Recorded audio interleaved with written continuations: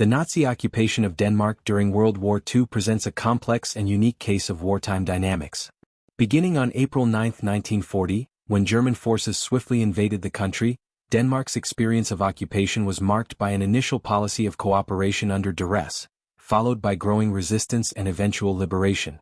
This nuanced relationship between occupiers and the occupied shaped Denmark's wartime history and its post-war legacy. The invasion and early occupation. On April 9, 1940, Germany launched Operation Weserübung, invading Denmark and Norway simultaneously.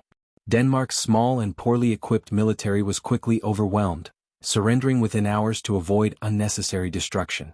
Unlike many other occupied countries, Denmark retained a degree of autonomy under a policy of cooperation known as the Model Protectorate. The Danish government, monarchy, and civil institutions remained largely intact, operating under German oversight but with limited interference. Cooperation and controversy. Denmark's government pursued a policy of cooperation with the Nazis, hoping to protect Danish sovereignty and citizens from the worst excesses of occupation. This included continued functioning of Danish institutions and the parliament, limited censorship and preservation of the Danish economy, collaboration with German authorities in areas such as policing and labor. While this approach spared Denmark from large-scale violence and economic collapse early in the war, it was deeply controversial and criticized by both the Danish public and the Allies. The growth of Danish resistance. As the war progressed, Danish tolerance for occupation waned, especially as Nazi atrocities became clear. Resistance movements. Various groups engaged in sabotage, intelligence gathering, and dissemination of underground newspapers. Rescue of Danish Jews.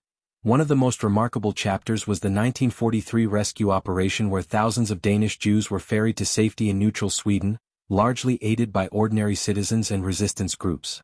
Strikes and protests. Public unrest grew, culminating in strikes and acts of civil disobedience. German crackdown and end of cooperation. In August 1943, after increased resistance and civil unrest, Germany dissolved the Danish government and imposed direct military rule. This marked a turning point in the occupation, with harsher repression and increased resistance activities until liberation in May 1945. Liberation and legacy. Denmark was liberated by Allied forces in May 1945, ending 5 years of occupation. The country's wartime experience remains debated. Cooperation versus resistance. While early cooperation helped avoid some suffering, many Danes later viewed it as morally compromised. Heroism and rescue.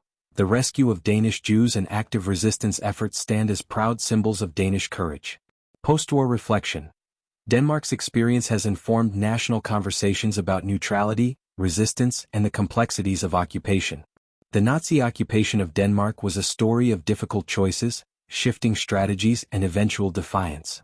It illustrates the varied experiences of occupied countries in World War II and the resilience of people under oppression.